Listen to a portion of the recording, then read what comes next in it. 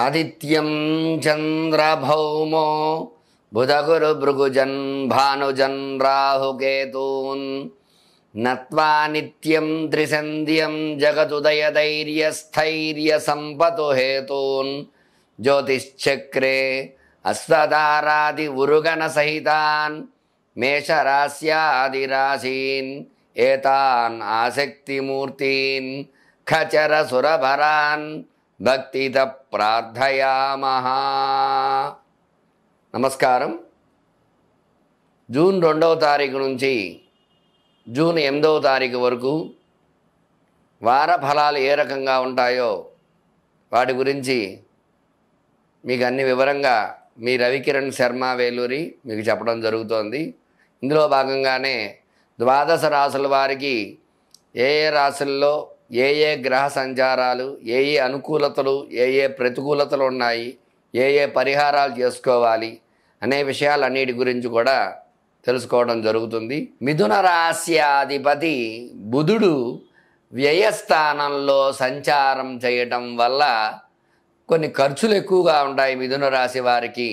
అట్లాగే మిథున రాశిలో శుక్ర సంచారం వల్ల దంపతుల్లో అన్యోన్యత కొంచెం తక్కువగా ఉంటుంది. అట్లాగే మిథున రాశిలో గురు సంచారం అంటే వ్యయస్థానంలో గురు సంచారం వల్ల మిథున రాశి వారికి కొంచెం వ్యయం అంటే డబ్బు కాబట్టి ధనం ఖర్చు అది ఎక్కువ అవుతూ ఉంటుంది. అట్లాగే అర్ధాష్టమంలో కేతు ఉన్నాడు. ఈ కేతు ఉండటం వల్ల జ్ఞానకారకుడైన కేతువు అర్ధాష్టమంలో ఉండటం వల్ల కొన్ని ఇబ్బందులు చూడవలసి వస్తుంది. జ్ఞానం అంటే చదువు, అంటే చదువు రీత్యా వీళ్ళు నిర్ణయం తీసుకోవడానికి వెనక ముందు ఆడుతూ ఉంటారు. అంటే చదువుకున్న పిల్లలు ఇప్పుడు ఎగ్జామ్స్ రిజల్ట్స్ వచ్చినాయి కాబట్టి ఏ నిర్ణయం తీసుకోవాలి అనే ఆలోచనలో కొట్టుమిట్టాడుతూ ఉంటారు. సరైన నిర్ణయం తీసుకోవడానికి కొంచెం ఇబ్బందులు చూడవలసి వస్తూ ఉంటుంది అర్ధాష్టమ కేతువు వల్ల.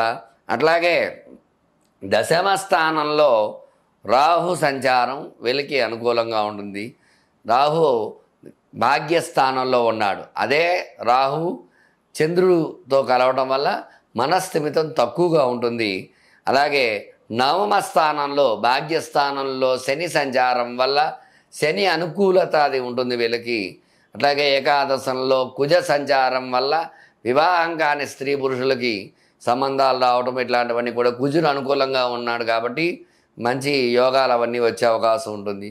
అయితే వ్యయంలో బుధ గురు శుక్ర రవి సంచారము, అర్ధాష్టమంలో కేతు సంచారం వల్ల ఈ 5 గ్రహాలు ప్రతికూలంగా ఉన్నాయి. కాబట్టి ఈ బుధ గురు శుక్రుడు, ఈ బుధుడు గురుడు శుక్రుడు రవి వీళ్ళు నలుగురు ప్రతికూలంగా ఉన్నారు. కాబట్టి వీళ్ళు నవగ్రహాల చుట్టూ ఈ వారం ప్రదక్షిణం చేయటం ద్వారా నవగ్రహ అనుకూలత కలుగుతూ ఉంటుంది.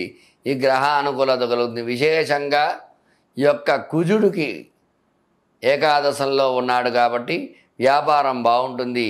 కేతు సంచారం అర్ధాష్టమంలో ఉన్నాడు కాబట్టి ఓం కేతవే నమః, ఓం గం గణపతయే నమః అనే నామాన్ని తలుస్తూ ఈ యొక్క కేతువు చుట్టూ 7 ప్రదక్షిణాలు, గణపతికి బుధవారం నాడు విశేషంగా అర్చనా పూజ చేయడం ద్వారా గ్రహ అనుకూలత కలిగి సుఖంగా ఉండడం జరుగుతుంది. కాయేను వాచ మనసేంద్రియైర్వా బుద్ధ్యాత్మనా వా ప్రకృతి స్వభావాత్ కరోమి యజ్ఞ సకలం పరస్మై నారాయణాయేతి సమర్పయామి.